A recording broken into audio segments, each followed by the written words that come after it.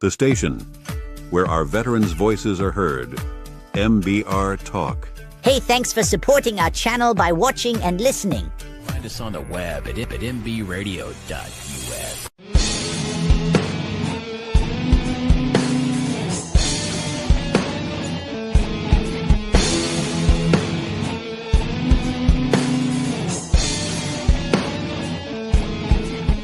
Hi, my name is Daryl, and I'm a veteran.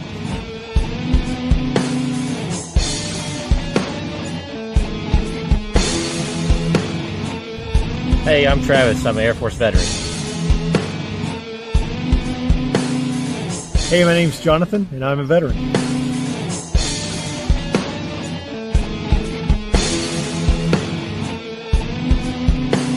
Hi, my name's Ashley, and I'm a veteran.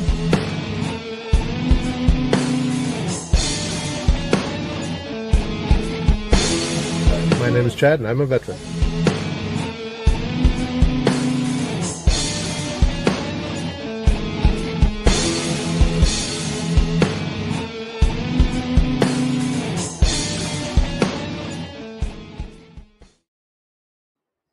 Well, hello, everybody. Happy Sunday. Almost forgot what day of the week it was because I was on vacation all last week. So thank you all for joining in. I want to do a shout out to MB Radio. Thank you so much for picking me up. Really, really appreciate it. Thank you for everybody who has jumped in the chats, etc. I really, really appreciate you. So a couple of things for those of you who are not familiar with my channel. When we hit our next big milestone, I'm going to be doing a giveaway. Several of the items are going to be signed by veteran authors, their books. And most of these you can find right there on Amazon as well. And the first one is Quiet Heroes, Stories from the Front Lines of the Vietnam War by Larry Burke. He has been a guest on my show. There is a 2-part show. Feel free to go out. You can search Larry Burke and find his. The next is from another great veteran, and he's an author. This is his second book. It is a fictional book called Defending the Eagle. The second of 7 books that he's anticipating writing, and I'm really excited. These are some really great reads because I absolutely love the fiction of that. And then for another one, we have a couple of these that have been donated from James Blackwell, and he's actually a Korean War historian. And this is the B-29 machine gunners in the Korean War, called Gunners. If any of those are interesting to you, check them out. All of them except for Gunners you can find on Amazon. And then Gunners, you can go to his website, jamesblackwellauthor.com. So give our veterans a little bit of love. Check them out. I'm sure they'd appreciate that. And let us know what you think of those books. So I have a wonderful guest waiting, and so please help me welcome Terri Lynch to the stage. Hello, good evening. Hi, how are you? Doing excellent. Thank you so much for taking the time coming on the channel, and I know you're very busy as well, so it's much appreciated. And again, thank you for your service as well. Oh, thank you. Thank you for having me. My pleasure. So Travis says, Carol and Terry, this is gonna be awesome. I'm excited. Absolutely. Yeah, he's the one that introduced us. Yes, he absolutely was. Great guy. Can't say enough about Travis. So I like to ask my guests to tell me a little bit about who they were as a child. Well, I grew up in Idaho. My grandparents had a dairy farm, a small dairy farm. It wasn't a big production dairy farm. It was a family dairy farm. And my uncle milked cows every night. He'd call them in and he'd milk the cows. And then we would take the big milk barrels to the milk house, and then the milkman would pick them up. And he'd deliver glass bottle milk when he came back. So it was kind of fun. And we thought that the cement bathtub that the cans went in was the best swimming pool ever because it was so cool in the milk house because it's all concrete and the water stayed really cold. So we used to play in there. We used to play in the hay bales, and the silage. I don't know if most people know what silage is, but it's a cattle feed and it gets really warm and it can actually ignite when in the proper, like if it's got sun hitting it, whatever, it can actually start to combust. But we'd play in there and I don't know why. That just sounds really awful right now. But we play. The older you get, right? The more you process and think back at the silly things we did as children. Yes, exactly. But we had a lot of fun in there. So my grandma would watch us when my mom was working, and so we would play on the farm when we were there with my grandma and my uncle. So we had a lot of fun growing up, kind of in that environment, and milking cows ourselves because we hand milked some cows too because my uncle let us do that, and he had chinchillas and lilacs were one of the big flowers around in Idaho. That's, we have crepe myrtles in Texas, but in Idaho they have lilacs. So there was lilacs everywhere, real pretty. So, kind of used to growing up in that environment, even though I really lived in town. But when I went to grandma's house, we were out in the country. Yeah. I love lilacs. I love the smell of them. That's my favorite smell is lilacs. They're very nice. Yes. So Jason said his mom was raised in Grangeville. Oh, Idaho? Grangeville, Yep. Idaho? Oh, wow. Very cool. Yeah. Small world. Jose says, hello, Terry. Hi, Jose. So what was it like for you then for your school? Small town? Well, so I was in Idaho until I was about in the 6th grade. And then after that, we moved to Oregon. So we moved to Burns, Oregon, which was a very, very small town of about I know exactly 2,000. where that is. Yes. Yeah. And so does my husband. Because he was assigned there or something? Because there was a radar site there. No, family. Okay. It's a very small place because Yes. Burns and Hines were together and you thought you weren't really leaving one town to go to the next, but they were two separate towns, but they were so close together. Yeah. Yeah, I lived there from the 7th and 8th grade till my freshman year. And then I moved to Corvallis, Oregon and stayed there for 2 years, I think. And then we moved back to Idaho. So I spent a lot of time in a lot of different school systems. So it made it really difficult because after we moved back to Idaho, we moved to Oklahoma. So we moved to Tulsa and Okay. yeah, so I finished school. Well, I say I finished. I just I did my junior year and then I said I'm moving back to Idaho. So I didn't actually finish my senior year in Tulsa. I moved back and then I started the GED process because I was like, I'm done moving schools. I'm done being in all these different places. So I said, let me just get my GED, and then I got married. So that's what I did. So yeah, the school problem, I went to like 5 different high schools, and that was a problem. And the reason you went to 5 different high schools and you moved so much? My stepdad moved around with a friend of his. They kind of moved back and forth different places. He kind of followed him around. So we just picked up and went wherever they went pretty much. Nice. And that's how we ended up in all those different places. Very cool. Jason says his grandparents actually lived in Burns and they were loggers. So yeah, that's definitely the area. If you go towards Bend, you're going to find all the trees because otherwise it's high desert and you're looking for birds at that point. Exactly right. Exactly right. So, okay. While you were in school, did you do any sports of any kind or did you have that opportunity? I really didn't do sports per se. I did like to run, so I did a little bit of that, but mostly I played in band. So I was in marching band and concert band and jazz band. So band was really what I did versus, the athletic stuff. Oh, I love that. I love that. I did choir. I was not athletic at all. I'd get overheated really quickly to the point where they'd be afraid I was going to totally black out. So, Oh my goodness. so I went the easier route and did and sang. So, but that's all right. All right. So you get through your GED, and what happened after that?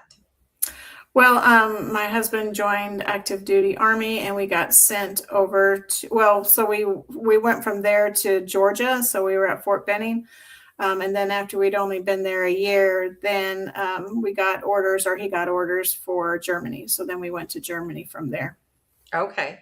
What was it that made you decide that you wanted to join the military, and specifically the branch that you chose?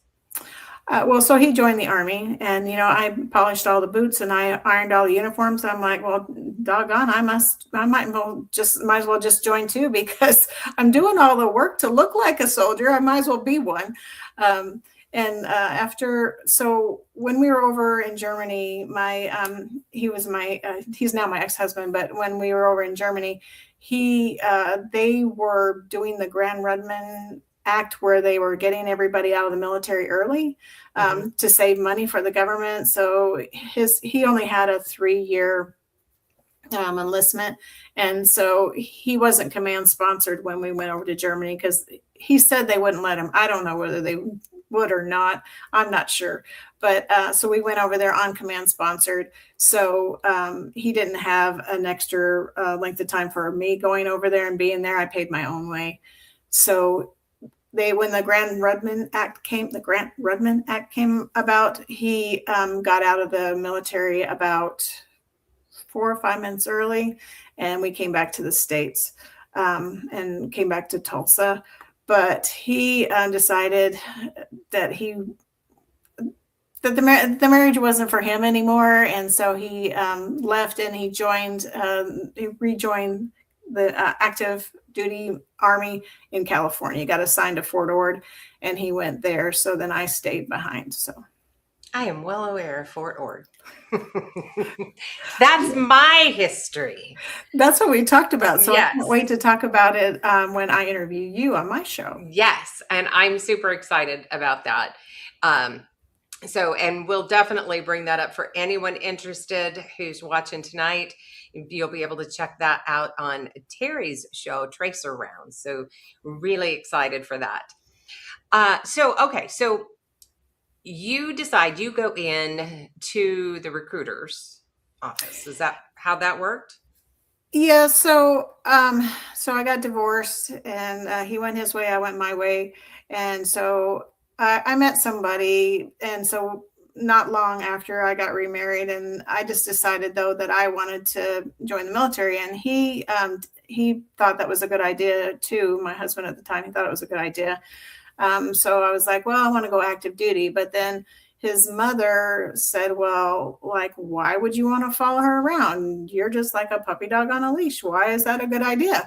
And so she wanted him to stay, didn't want him to go follow me anywhere. And so we decided on the reserves. And so I joined the reserves and went that route. But I'd always thought the Army was a cool branch to be in. I was always very supportive of military. My stepfather, the one that moved a lot, he was in the Air Guard Reserve.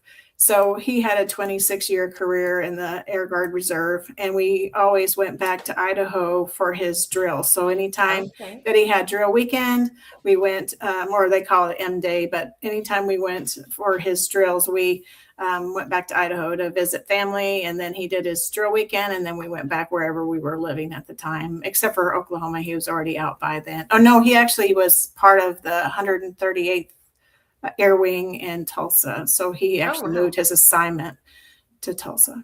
Okay. So the Army's been around for a very long time. Yeah. When it comes to the reserves, and you went through basic training. Yes. And tell me what it was like for you the moment you got to basic training. Oh, what was going through your mind? I was like, man, did I just make a mistake or what? I was like, oh man, this is not what I was thinking it was. I was like, it was shell shock. A lot of people got off the bus, and the first thing out of the drill sergeant's mouth is, "You're not back on the block, so just get with the program, folks." He made sure we knew right away that he was in charge and that we were no longer where we came from anymore. So it was his world, and we were living in it. Wow. And you're probably thinking, what did I just get myself into? They didn't tell me about this part. Well, they always say the recruiters lie to you about things, and to some degree, I don't know that they lie, but they don't tell whole truths about what it's really like. I mean, they tell you and they give you information, but I think they leave some parts out for you to discover on your own. Yeah. Because if you discover them too early in advance, you might not go. So I think that's why they do that. And I had 2 kids at the time. I had a young one and I had a little bit older one, so it was really hard to want to leave, and especially go to be yelled at. You're like, I'm not sure I signed up for this, but in truth, we did. I was going to say, yeah, I'm pretty sure you did. yes, I did sign up for it. So tell me what it was like then going through basic training. Was there a specific skill that you were learning that you enjoyed more than others? So basic training was really a lot of fun, and it's not really all that hard, other than it's hard because you lack of sleep, and then you're dealing with all these other people that are in your platoon, and some of them just don't get with the program, just want to make a problem. So it's really getting to all these personalities and all these cultural differences to mesh. So that's really where the problem comes in. It's not really what you're having to do. It's really who you're having to do it with and getting everybody on the same page. So drill sergeant always punishes everybody if somebody won't get on the same page. So we all learn very quickly, either you get with the program or we help you get with the program, because we're tired of being smoked. Mm-hmm. Yes. Now, being that you weren't really into sports, you liked running, but not, into the general kinds of sports that you would have during high school. Running probably wasn't an issue for you, but what about all of the rest of the PT? Yeah, it was really tough, because they're very particular about what counts as a push-up and what does not, and what counts as a sit-up and what does not. Yeah. So you could be doing 20 push-ups and they count 1. You're at 1. You're at 1. You're at 1. You're like, what? I've just done like 30. Are you kidding me? So yeah, it definitely was a challenge, and it definitely that part of it definitely was hard too. But the other things, the other parts of basic training, the other activities you had to do weren't that bad. But doing the PT test correctly and getting all your reps counted, that was a chore, and that was a challenge. And all of us girls, I think, for the most part, saved some, because there were some girls that were really good at push-ups, and I'm like, they'd count everything they did.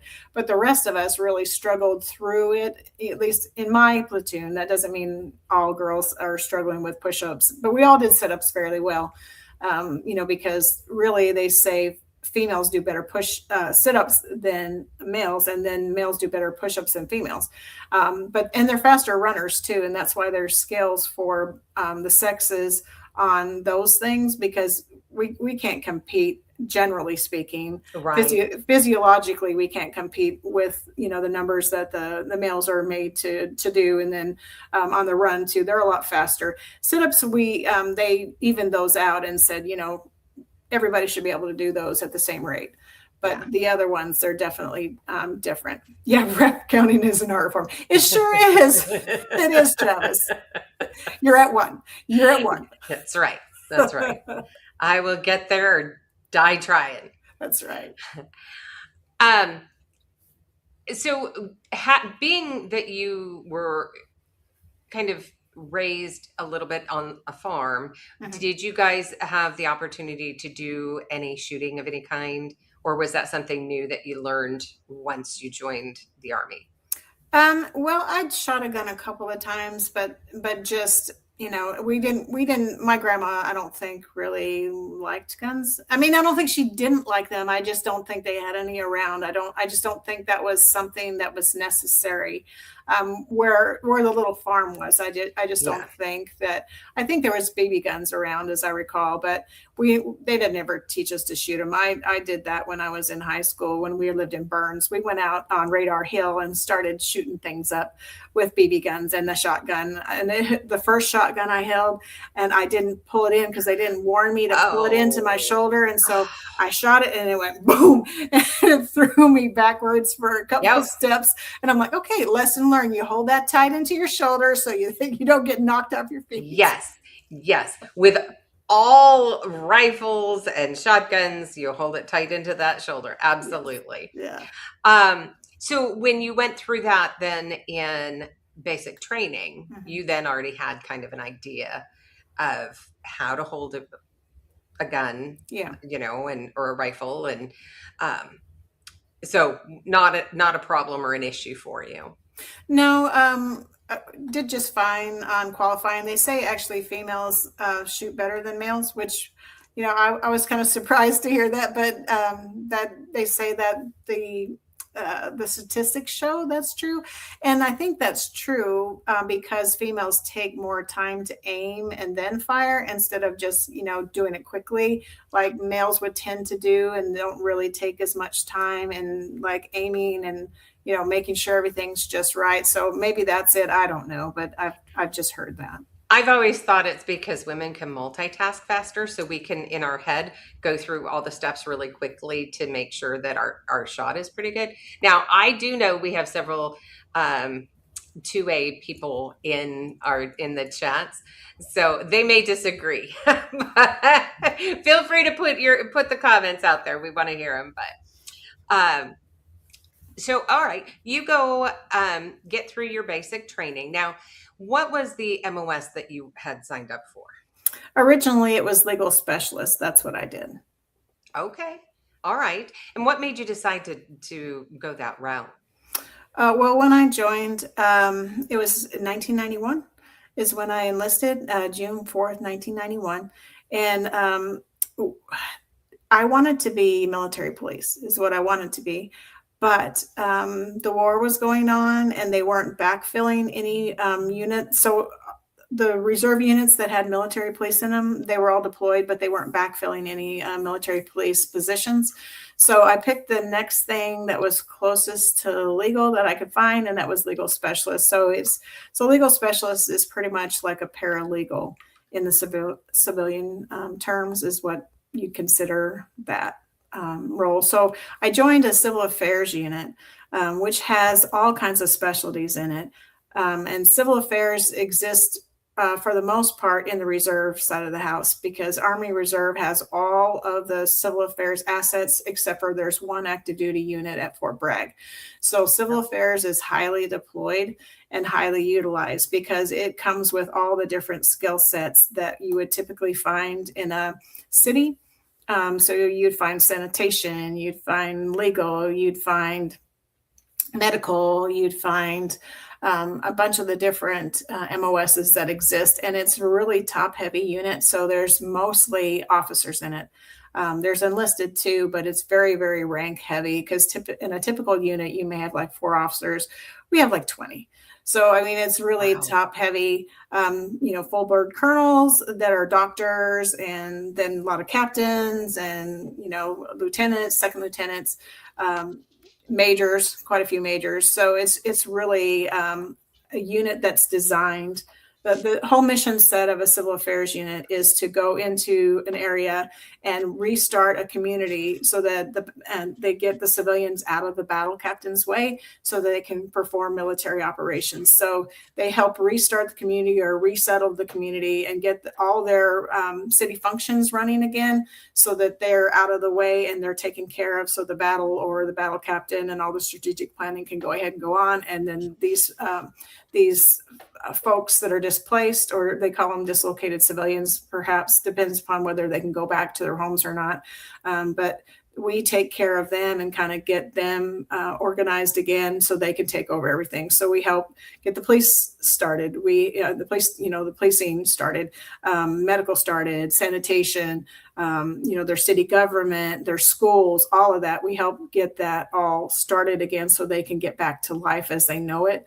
But also what they do in that unit is not only do they take your Army specialty, they take your civilian specialty. So whatever your civilian specialty is, they may use you in that capacity versus actually using you for what you trained in the military. Because we had a lot of policemen that were part of that unit. So on the civilian side, that's their day job. So they were utilized in that capacity when they're downrange and helping those police forces downrange reset and regroup and get started again. And so the doctors, same way, they go to the hospital, start helping hospitals get back online, and sanitation engineers, all that, getting all those services back online. So really and truthfully, your civilians occupation mattered just as much as your military occupation. Right. That's really interesting information, because we don't really give it enough thought as far as that. Most people, just your general civilian individual, thinks of military, they think automatically combat, and that's kind of it. So when we talk about those that assist in helping to get things back online, every little role that's played is very important, because without you, they wouldn't have the means to be able to be deployed overseas, because you've got the communication lines, you've got water, just your basic needs every day. And somebody has to be able to take care of that somehow, your supply lines. So just because somebody works stateside with a, in supply, packing stuff up, those little things, people, a lot of times, even those who did the job don't think that, they did anything important. And I beg to differ, because every role is important. Every role is needed. Definitely. Yeah. So with the unit I was in, it's a service support unit. So when I joined, so this is what my recruiter told me. So when I joined, he's like, it's service support. So you're going to be in the rear. You're not going to be on the front lines. You're not going to be out there shooting up people. That's not your role. Your role is service support. So you're going to be in the back part of the back echelons of the war. Oh yeah, no, that's not the way that works. But that's what he said. Not that would have persuaded me one way or the other, but that's what he said. So yeah, there are a lot of service support units that back up the ones that are going forward and provide those services behind and then off to the side of the conflict. But the front line knows no front line, so it can be anywhere. So you can be right in the middle of everything.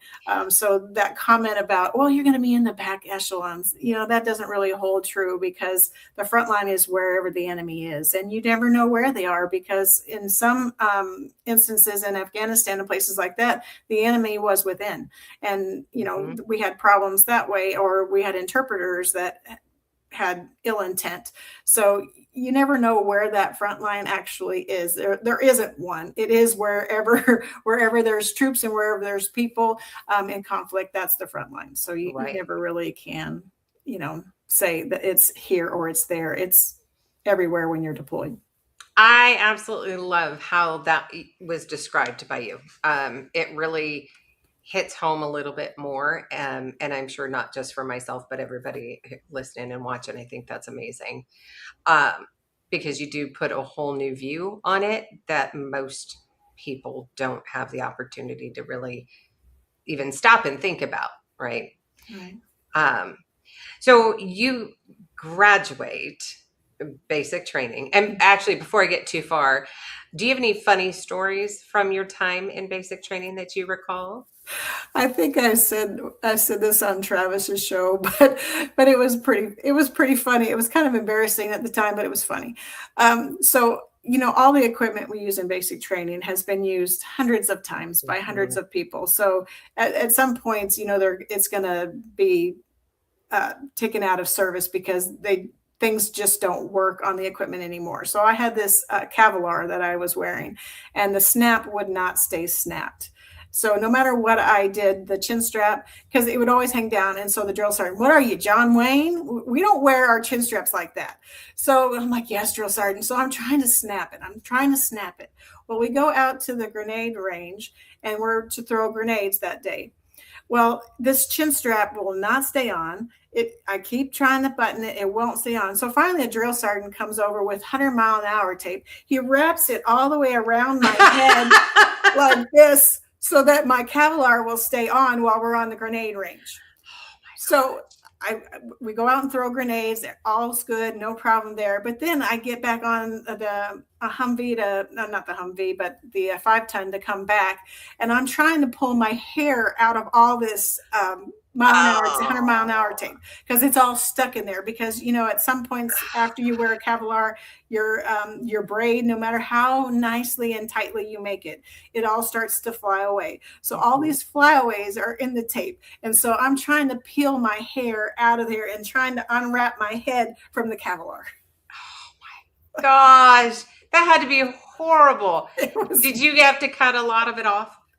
No, it just got pulled out, but but it was, it wasn't one of my better moments for sure. Oh, I have to say that's probably worse than peanut butter or gum in the hair. Yeah, all my hairs were stuck in it, and I had silver tape all the way around my head, underneath my chin. Oh gosh, that's crazy. So you graduate and then you go on to like an AIT, something along those lines for any additional training or? Right. Yeah. So we had basic training at Fort Jackson. And then we were supposed to go to another post to do the legal specialist training, but they ended up closing it. So they made us stay at Fort Jackson, and I was so disappointed because they were telling me how nice this other post was and how, laid back, how easygoing it was, all this stuff. And then they're like, no, you're staying at Fort Jackson. I was like, oh, so I was a little disappointed, but it ended up being okay. It wasn't bad, but yeah. So we went to legal specialist training. There's only a small group of us. The rest of them were, they were 42 alphas. They were just admin specialists. So our group was really, really small. So the senior drill sergeant took us, and he was really cool. So we were happy that we got senior drill sergeant, and the other ones got the other two that were not so nice. So we were very happy to be the fortunate few that got senior drill sergeant. Right. Yeah, that makes a difference, right? To find, some good leaders. Right. And have them that they really understand you, understand, kind of the best role to be in, or the best way to treat the personnel. Right. Because sometimes that can be so toxic when you have somebody that just tanks morale. Right. So tell me a little bit about the training for the that you had for the legal. So. Ours was 13 weeks, so it was a little bit of a longer training than what the admins had. And we actually got to help with some actual cases that were going on Fort Jackson, which was kind of interesting that we actually were working through some of the witness statements and through some of the judicial process that we actually got to do some of it as part of our learning and our curriculum is really some actual cases. So that was really pretty interesting. I was going to say it was an interesting training. It was all, as jobs go, it's all in classroom. So there's really no field exercise other than, we had to do some in AIT too. Don't get me wrong. We had to go out in the field and do a couple of those things, but our specialty was mostly, all sitting and listening and recording and doing all that. So it's not like it was super exciting going through it. Some of the things we got to hear about and we got to learn were interesting. And we got to hear some cases, that set precedent, that kind of thing. But as a job specialty goes, it wasn't probably one of the most glamorous or the most exciting ones I've been to because I retrained and had I have a couple other MOSs. So okay, this one was probably pretty tame, I guess is what I'm trying to say. Nice. So, all right. So you go through and you get through your training for that. And then where do you go to next? What's the next step for you? Well, so since I'm a reserve, I go back home. And Okay. then I go back to my unit, and then, just weekend drills and 2 weeks a year, as they say, just, doing whatever training they have for us there. So, once released back to the unit, you're back to your regular job, back to doing regular stuff, and then just Army on the weekends, basically. And so you talk about having other MOSs. Talk to us about how those came about for you. Well, so I was in a civil affairs unit, and so my specialty, the top out, because there's only one of me, was E5. And they're like, you really need to cross train and do another MOS. You need to do 38 Alpha, which is civil affairs. It's now changed. They changed the numbering of all the MOSs in the last several years, but they were like, you really need to change your MOS just so that you'll have some mobility upward and get promoted and things like that, because otherwise you'll have to go to a new unit. We don't really want to lose you. So go ahead and cross train to 38 Alpha. So I did that.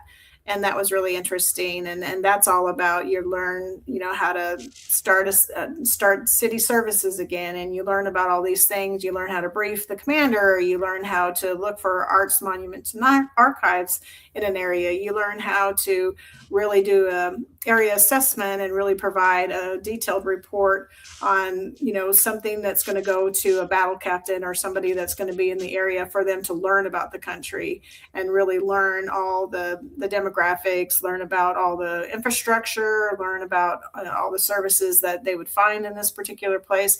So we had the training in San Antonio, which is, very historic, very old city that has a lot of rich history to kind of portray in a report and kind of talk about, you need to stay away from these areas. It has all these missions. It has these things and those things.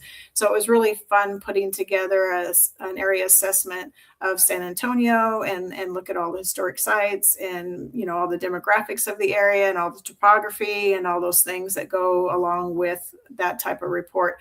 So even though it was something that you have to write, you get to go out and you survey all these things. So it wasn't like I was still sitting at a desk trying to figure out, okay, I'm going to try this case, and these are the witness statements, and these are the things. This was actually going out into the community, looking at everything, driving around, going to different sites and finding out about these different buildings, all these really old churches, these missions, all the historic sites in San Antonio, which there are a lot. So it was really an interesting MOS. I had a good time learning that, and then taking that on as a new job specialty. That's incredible. So how would that relate to those that are, like, say, overseas? Is it something that if you were called up to active as a reserve, would you be stateside doing that? Would you be on site doing that? So, with the reserves, it's foreign defense. So reservists aren't used homeland at all. There's very few cases where reservists are used homeland because we're foreign defense. So the wartime mission is to go overseas and to, do area assessments, have CAT teams that go out, civil affairs assistance teams.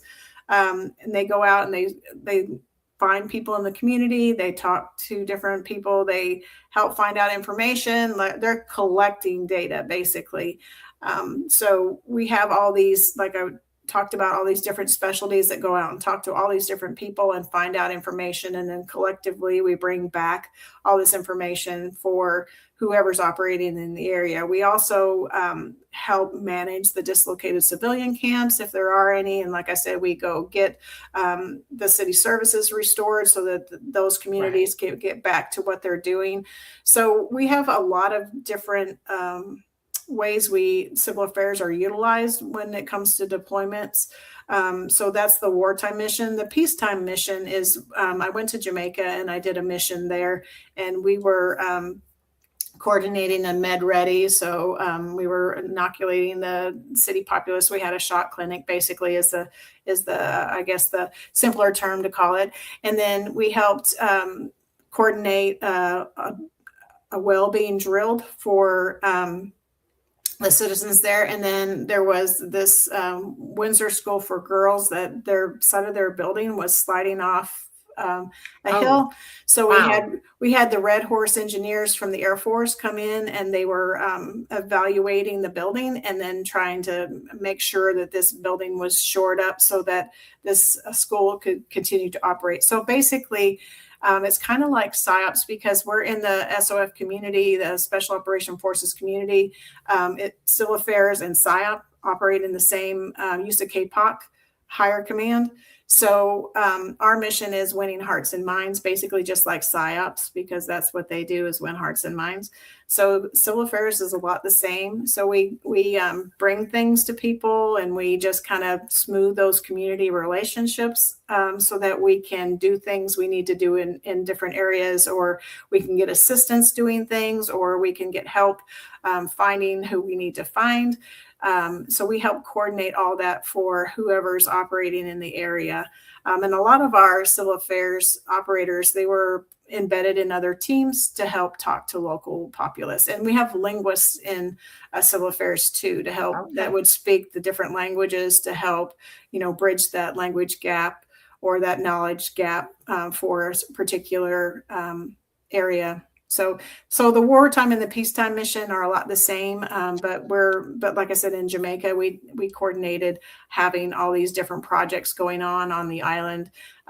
Just it's kind of a goodwill gesture type of thing. That is really, really cool.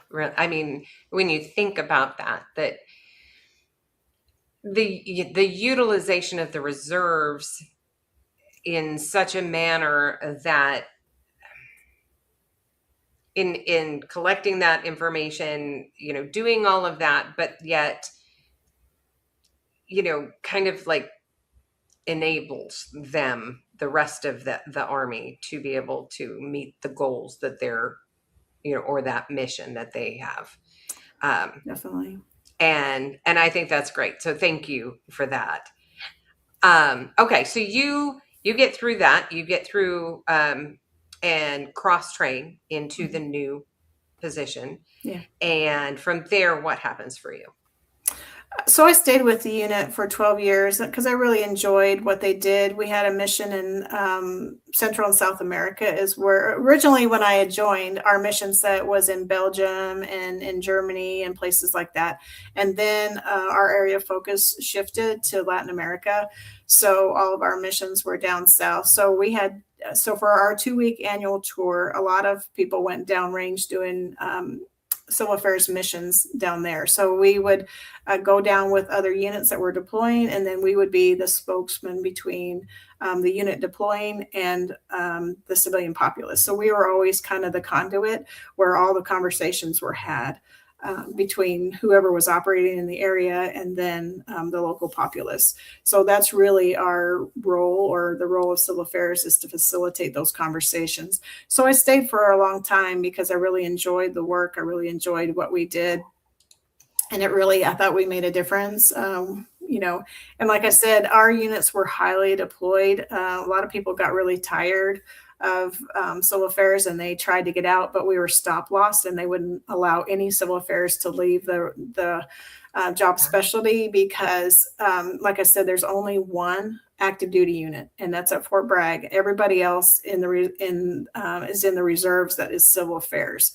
So all the reserve assets for civil affairs were highly deployed, highly utilized, and the rotation, there's supposed to be like a reset and so much time in between deployments, but civil affairs never really got that because we were, because the active component couldn't handle the load of all the deployments that were necessary. So at some point I just decided I had moved to Texas, and I was living in Oklahoma, and I had moved to Texas, and I'm like, I can't keep driving 4 hours to drill and all that. It's like, it's taken all my extra money paying for gas and hotel and all that stuff, trying to get back to drill. So I was like, well, let me join something a little closer to home. And so I heard from another person that had been in my unit about a job that she was leaving, and she was being promoted into a new slot. And she was like, you should take my slot in Oklahoma. And it was in Oklahoma City. And it was with a group, they called them, well, it's changed names several times. It was with Fifth Army or Army North. And it was being an EPLO, so an emergency preparedness liaison officer. So she's like, you'll love this job. You work with an active duty colonel, you work with a Navy captain, and you work with an Air Force colonel. And you and that team go out and you do emergency preparedness in the area. So you go out and talk to all the local emergency managers, you attend all the emergency conferences, and you stand up whenever there's an emergency in the state.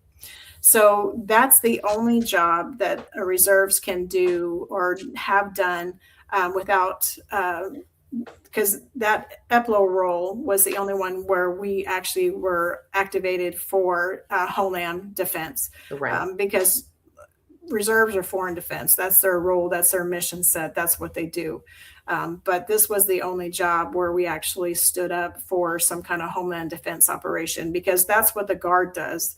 The Air Guard and then Army Guard, they are set in their states, and they stand up if there's something that needs defense or needs to have happen in their own area. That's what they do, and that's their mission set. The only way they're deployed is if the president asks the governor if they can use their troops. So then they're, instead of Title 32 as a guardsmen, they turn to Title 10 at that point for deployment. But otherwise, they're homeland defense only. And, we're all reservists are always Title 10. But since this role was really for homeland defense, we were one of the only reserve teams that did this, and we had all the branches represented. So each FEMA region has a team that sits up there in the FEMA building of Army, Navy, Air Force, Marines, and Coast Guard. Okay. They're all there, and they all talk to all the different divisions of FEMA. And so what we were is the DoD response in FEMA. So if FEMA needed search and rescue, if they needed high water vehicles, if they needed bridging, if they needed just like getting people evacuated off the coast for a hurricane, anything like that. That was what we did. We were the DoD response for FEMA in doing whatever they needed to do that would require military assets. So our team coordinated with the unit that was doing the work, and we would engage them and track them and just follow them through their mission to completion. And then we would do all the paperwork behind that, and we would forward deploy. Anytime FEMA would go forward, we would go forward. So I don't know how many times we ended up at the coast, because anytime the wind blew hard in Louisiana, that's where we were. We deployed a lot of times for all the hurricanes. And then if there's ice storms, if there's floods, tornadoes, anything like that, we stood up our team. So there's a group at the FEMA region. So we were in FEMA region 6. So that's in Denton, Texas for us. So there was a team there with all the branches represented, and then in all the states. So FEMA region 6 has 5 states. So they have Oklahoma, Texas, New Mexico, Arizona, and Louisiana. And so there's a team of 3 in each one of those states, except for Texas had a little bit bigger team because Texas is so big. Everything's bigger in Texas. That's right. Show offs. Wow. Okay. And then how long did you fill that position, that role? So that one I think was another 12 years. So I had to actually cross train to be admin for that job. I don't know why, but I had to cross train to be, they called them 71 Limas at the time. Now they're 42 Alphas. I was a 42 Alpha for this role. Why, I don't know. I guess because I did paperwork. I don't know. But so I had to cross level again. So I have 3 MOSs, basically all the same, just supporting whatever's going on. So that's my MOS, is supporting whatever's going on. Wow. And now, okay, so in total, how long were you with the reserves? 33 and a half years. That's incredible. That's incredible. And then in that time, did you have a favorite thing that you were able to do or accomplish? Well, so after I eventually left that role and I went to work at Southcom in Miami, and I loved that. I loved that. I got there my very first day, and they're like, you're really assigned to the sergeant major, but we're going to use you up here doing admin work in our S1. And I was like, and which is just an admin section. It's just somebody that does pay, does promotions, does separations, all those things, just all the admin work. Since I was a 42 Alpha, that's what they hired me for, basically, was because I found the job and looking at so actually I ended up, so here's the real story. So I retired from the Eplo job. I retired and I was like, I'm just too busy. I can't take time off work. This is just getting too much. And I'm like, I just can't do it both. So I stayed in the IRR for a year. And then I was like, and you still get points for being in there because you're not actually out of the military. So you still get points for being there. And I was like, I miss the boots. I just can't sit here and do nothing. I just can't. And so I looked for a role. So the role I found was in Miami. And so the slot they had open was another admin slot. So I messaged them and I'm like, look, I really want this role. I'm really interested. And they're like, okay. And so I talked to St. Louis, and now it's Kentucky, our HR for Army. I talked to them and I'm like, okay, I really want back in. They're like, that's really hard. I'm like, okay, well, what do I need to do? And they're like, well, you got to get somebody to accept you. And I'm like, okay, done. So I messaged, I'm like, I need a letter that says you want me. And they're like, okay, done. So they send a letter and he's like, yeah, but it takes a long time to get this done and you need a security clearance. I'm like, I have it. And they're like, oh. And they're like, well, publishing orders really takes a long time and it's a really heavy lift for you to get back in. And I'm like, really? Okay. So I went to the unit. I said, look, they're needing this paperwork and they're saying it's going to take a long time. They're like, oh, hold up. I got this. So then they send a note over there and they're like, I had orders within the week to get back in and signed to Miami. And I loved it down there. And so I got there and they said, yeah, you're assigned to the Sergeant Major's office and you're the DCMRA, which it's a big acronym, meaning that I work for the Sergeant Major. And then they're like, but we're going to use you upstairs. He'll never know you're here. And I'm like, okay. So then I'm trying to get settled up there. And then all of a sudden it's like, Sergeant Major wants to see you. I'm like, what did I do? I've only been here a day. Like, how am I already in trouble? How did he know you were there? I know. It's like, good grief. And so I go down there and he's like, you're assigned to me. And I'm like, yes, Sergeant Major, I know. And he's like, but he said, the chaplain's office next door has no admin in it, and they really need some help. So I'm going to assign you over there. I'm like, the chaplain's office? Like, do we have one? Is that such a thing in the military? Wow. Do we have a chaplain? And he's like, yes, we do. And yes, you are. And I was like, yes, Sergeant Major, I'll go work for the chaplain's office.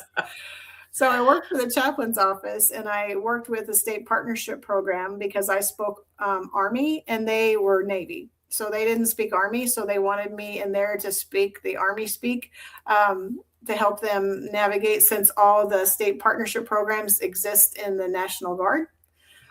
So I could talk the Guard language, even though I wasn't Guard, but we're still Army. We still speak same language. So it worked out. So I really enjoyed that. And I was an IMA, which is different than a traditional reservist. An IMA is an individual mobilization augmentee. And so all my drills and all my 2 weeks all were combined, and I went once a year.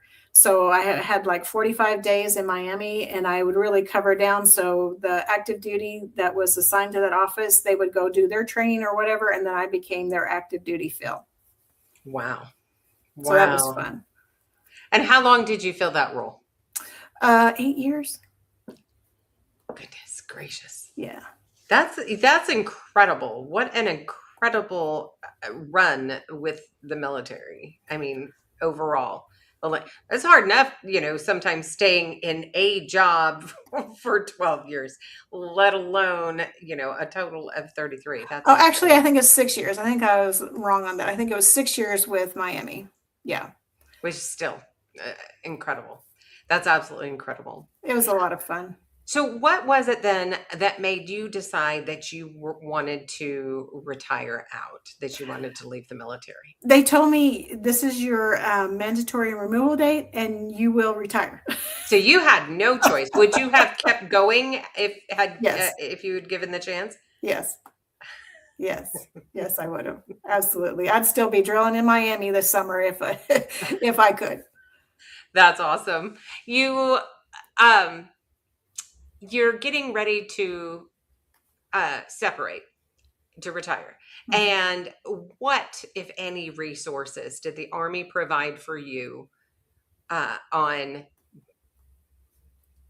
transitioning back into civilian life? I mean, obviously it's different for those that are in the reserves because you have that time where you're a civilian. Mhm. But did they provide anything, any resources of any kind for that? No. No. No, they really didn't, because it was an active duty unit. So, I mean, in that unit, though, there was all kinds. That was such a multi-force unit, you just couldn't even imagine, because there was foreign armies in Southcom.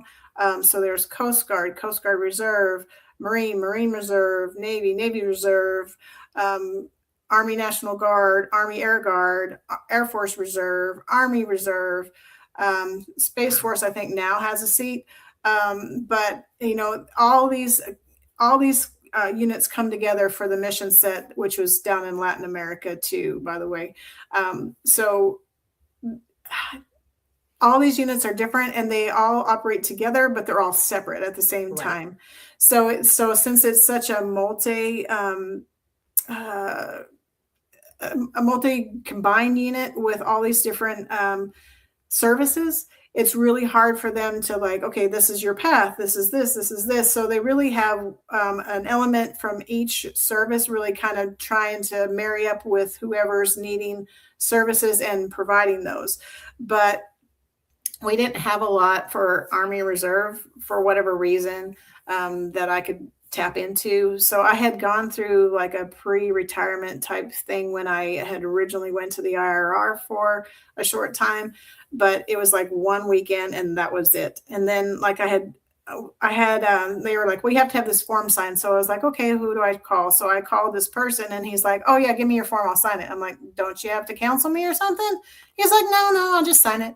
I'm like, okay, well, so there really wasn't like a handoff, a warm handoff for me to any of these things. It's like, figure it out on your own. So when I went to file my retirement paperwork, there was no one to help me. And I just swagged it. I was like, I'm just going to figure it out and hope it goes through. So I turned in my packet. And then about 6 months later, or maybe it's 4 months, later, then I finally ended up, that I'd done it right, and they actually gave me a paycheck. So I was like, That's okay, the plus. yeah, I was like, okay, apparently I did what I needed to do, but yeah, there wasn't really anybody kind of helping me walk through it since, I was a reservist and the unit I was at was active duty. They don't really understand that piece of it because I worked for an active duty Navy captain. And so he doesn't speak Army at all, and he didn't understand it. And then my direct supervisor was an Air Force full-time active, so she doesn't understand it. So the office I was actually assigned to, the DCMRA, was actually the reserve element in the building that was supposed to help transition people. So that's what that office kind of did in that environment. Okay.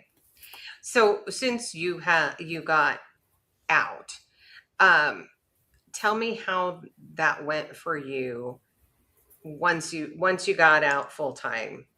What did you do?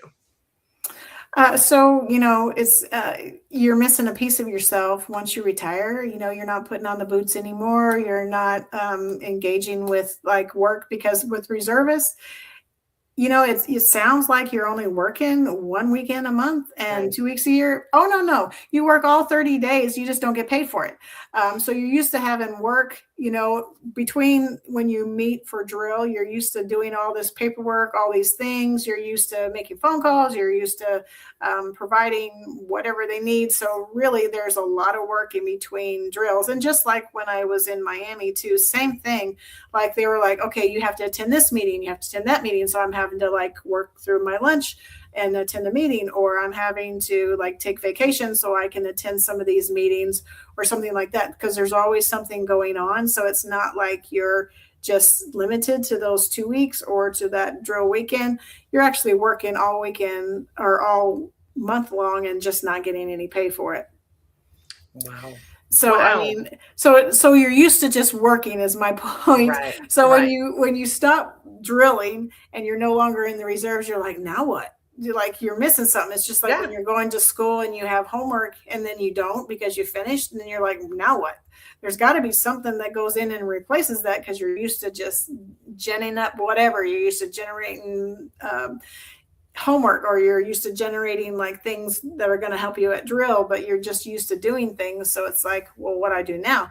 So then I was like, I don't know what I do next. So I had started my master's degree while I was still finishing up my Army Reserve career. And so I finished that up. So that helped kind of bridge that gap a little bit. But then I'm like, okay, so now I'm graduating. Now what? And so I was like, I saw in the VA newsletter that they were offering podcasting for veterans. And I was like, I've always wanted to start a podcast. So I was like, well, let's see what that's about. So I contacted Joel Hunt, who, is with Military Broadcast Radio, which we're on today. And he's like, yeah, we'll get you started. So I started my podcast on drill weekend in Miami from my hotel room, along with doing my civilian job, doing my homework, and doing my podcast and drilling. So I was like, okay, so that kind of then set me up to like ease out of things, sort of. And so this podcasting has really kind of helped me reconnect with veterans and the military community that, you miss when you take off the uniform. So it really helps to put that kind of missing piece back together, I think. Right. So tell us a little bit about your podcast and the name Tracer Rounds. So I started the podcast Memorial Day weekend in 2024. So that was the very first podcast for the Tracer Rounds show, or the podcast at that time. And I picked the name because I really liked tracer rounds. I really liked firing them. I really loved night fire and firing tracers. I love to see them. And we started a lot of fires too. We had to call the fire department. So, it's best not to shoot tracers in the dry heat of the summer. Yes. Just note to self for future reference. But no, I love tracers. And I thought, and then tracers really show, it kind of talks to my thought process around the name is, if you fire a tracer, it's for a couple of reasons. One is showing you the direction of your travel, or it's showing you maybe where the enemy is, showing somebody else where the enemy is. I mean, it's kind of a twofold mission of a tracer. And so from me, a tracer round is kind of showing people where to focus and maybe redirecting. And so a tracer, in my mind, is kind of putting people on the path they should go, because it's showing you, it's lighting up your path of travel, or your, I'm trying to think of the right way to say that. I'm not doing a very good job. No, you're doing great. I think most everybody that's listening, they understand what you're saying. It basically helps guide you into a new direction, or a different direction that may Yeah, if you be need to adjust your path because you're not Yeah. on the right one. exactly. So my show, really, I want to highlight veterans and their stories and really get them out there and documented for history. Yes. But then I also want to support veteran artists, music artists, or authors, or businesses that are owned by veterans, or businesses that support veterans, or first responders too, for that matter. Because those communities sometimes are underserved in some ways. They're served well in others, but some ways they're really underserved. They don't really understand the impacts to what first responders and veterans see and do. And so having resources and really telling stories and really getting the message out there is so important to me. Yeah, I think that's amazing. And it appears we have a lot in common in that regard. So thank you for that. Now, in your area, what resources have you found for yourself that, specific for veterans? Really, I interview people all over. So I haven't really interviewed a lot of people here in Texas. That's where I am. I did interview one group that really does help, really active duty, and they'll help veterans too, but mostly active duty. They send care packages if they are needing like different things. They can call them and they will try to resource those items and get them to them. So I highlighted them. They were one of my first, I guess, on my list of people to interview to have on my show. So I found that local resource for veterans. But really, I think I've had the most authors and musicians come on the show. Same. And I really love supporting their music. So MBR has a music channel. So we load veteran artist songs. And so on our channel, every 5 songs is a veteran artist. So we play a lot of veteran artists on our platform. And then we play a lot of other artists too, like general music. We play top 40 or whatever. We have country, we have some jazz, we have a little bit of everything. So we really try to support veterans that way too, by getting their music out there. So just recently we had all of our veteran artists make a promo for us. So that way people heard their voice and their name, and we play those, as kind of a station ID, just kind of making sure people can connect with who it is that they may be hearing on the platform. So we highlight them that way. Yeah. And yes, so Jason said I needed to connect you with one of my guests, and has become a good friend over the last few years. And he is in Texas, so nice. I will see about that here after the show. So perfect. So all right, if you had somebody in front of you who is interested in joining the military, what words of wisdom do you have for them? I would say exercise and get ready for it and be prepared. And when you step your feet off the bus, just know you're not back on the block. No, I would tell them, that it's a great career. Everybody asks me, would you tell them go Army? I'd say no, I'd tell them go Air Force, because they live larger and in charge, and they live a lot nicer than we do. When I deployed to Jamaica for the mission set that was down there, the Red Horse was the ones we were supporting, and they were the Air Force element, and they came loaded for bear. They built canopies for their platforms for their tents. They brought in washers and dryers. They brought in TVs. They brought in all these things. Like, they were living large, and each person got to bring in this great big old crate full of their own personal items. So there were shower curtains hanging up as curtains in the tents. There was lamps. There was rugs. And I was like, good grief, I had a duffel bag. I was like, apparently they live a lot larger than I do, because I brought a duffel bag and a sleeping bag, and they had all these things. And I was like, good gravy. Like, they live nicely compared to Marines and Army. And I'm like, okay. So I'm like, I would tell everybody, truly, I love the Army, and I wouldn't steer anybody away from it. But what I would say is, if you want a job that relates more to civilian work, join the Air Force, because most of their jobs will relate to something in the civilian workforce very nicely. It will transition. Army does too, depending depending upon what it is that you've chosen to do. Some don't. Besides, some of the combat MOSs will translate to first responders in some way, or some of the admin jobs will translate. And I was human resources too. I forgot. Okay, hold on.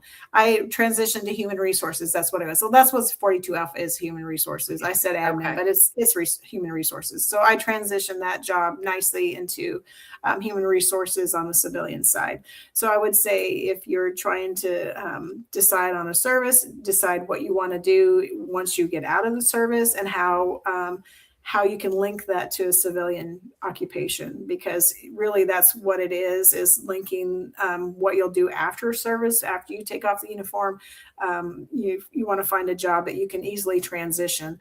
But, Army, I wouldn't trade one day. Even though I had to give up a lot, I got a lot out of it. So I would say you can't go wrong by joining the Army, but I would just say prepare yourself. I would just say make sure you're physically fit. Make sure you understand you're going to be in an open bay room with all these different people with all these different attitudes, and you got to learn how to get along.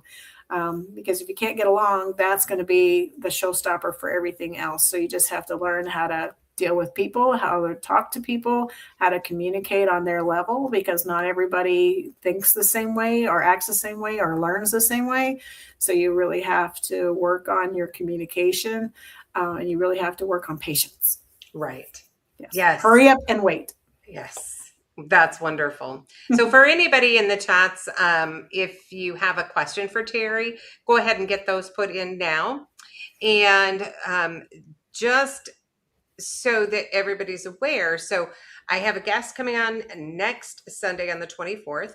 And then on the 2nd, Tuesday, the 2nd of June, I'm going to be a guest on Terri's show, Trace Around. So really excited for that. And that's going to be at 7 p.m. Central Time. So be sure to check that out as well. And I think I should be able to stream that also to my channel, but again, I'm not 100% sure yet. I think you can. Yeah. So, okay. So, but yeah, this has been wonderful. And I've learned a lot about the reservists. And I mean, obviously, as I've said throughout all of this, every role in the military is important. But you don't really understand until you hear it from somebody who's been in a role such as yours, and the impact that you make along the way for those who are, that are depending on you. So I think it's incredible what you've done. I think it's incredible what you continue to do.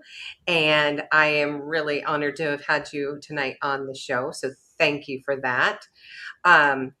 I'm going to give a couple more minutes here for any comments, but in the interim, for anybody who is interested, in following the channel, please feel free to go to my channel, Conversations with a Vet. You can go to directly on YouTube. You can go through MB Radio. I'm on now Facebook, LinkedIn, YouTube for MB Radio, Twitch, and X. And I also did finally get set up, but I'll have to set it up for the next show for Rumble. So I do have that one. So we're pushing it out. Please help to share the conversation with family and friends, and make sure to hit that notification bell so that you don't miss any of these great interviews with our wonderful veterans. I still don't see any comments, but we do have a couple that said thank you very much for your service. So appreciate that. And going back to the conversation portion where we talked about women being better shooters.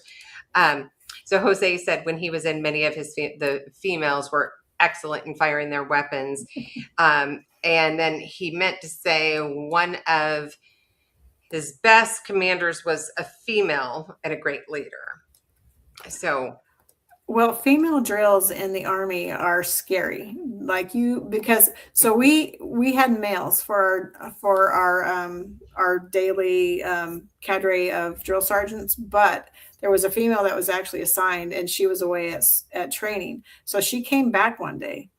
And so she looked at us and she smoked us for like an hour. And she's like, these males don't know what you can do, but I do. So we're going to smoke you, and we're going to put you through your paces. So she smoked us for an hour, and we were like, okay, we're going to be really glad when she leaves, because we didn't like her at all. She was hard, but the female drill sergeants have to work twice as hard as the males to be respected and to be thought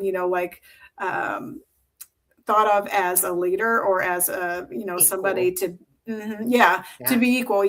And so we saw some in the chow hall that were like really mean. Like they would get in people's faces, and they would like actually like grab onto them and stuff. We're like, wow, like they were really aggressive. And we were like, I'm so glad we have these male drills, because they are chill compared to her. That's funny. That is so funny.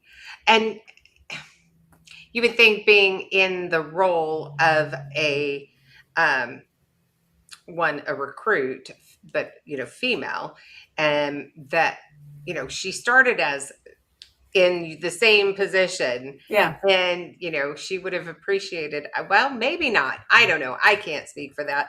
There are different women,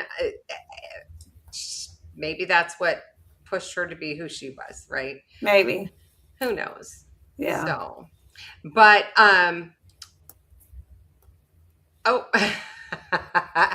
so Ron says, another terrific show. Thank you very much, Ron. Thank you, Jason, Ron. Great show. Thank you for your time and your Jason. story. Mrs. Wayne, thank you very much for coming out tonight. Where'd she go? There she is. Been lurking and watching. Mm-hmm. So that's Ron Wayne's wife. Another great shot.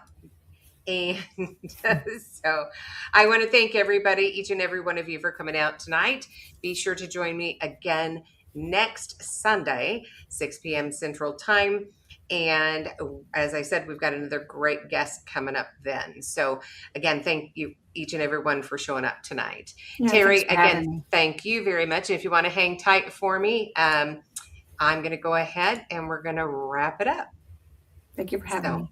Absolutely. Thank you all. Have a good night and a wonderful rest of the week. Ladies and gentlemen, thank you for tuning in to Military Broadcast Radio. As we wrap up today's show, we want to remind you that the podcast of today's episode will be available right after we go off the air. So if you missed any part of the show or want to listen again, be sure to check it out. And remember, we're here to support and honor our veterans. Your stories and experiences matter, and we are committed to giving you a platform to share them. That's right.